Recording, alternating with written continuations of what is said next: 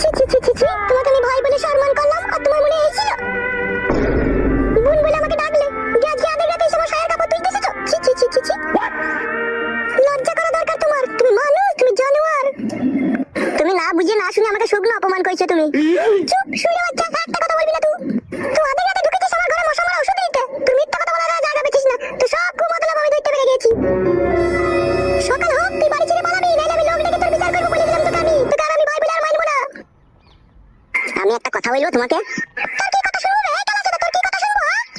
তোমার স্বামী তো দুবাইয়ে থাকে, তুমি মেয়ে মানুষ একা থাকো বাড়িতে, তোমার কি মনের ভিতরে একটু সুসুরি ওঠে না? তুমি আসলে কি বলতে চাইছো বলো তো? আমি বলতে চাইছি আমি তোমাকে ভালোবাসি। আমার যে স্বামী আছে তুমি জানো না? আর তুমিও তো বিয়ে হলো, তোমার তো বউ আছে ঘরে।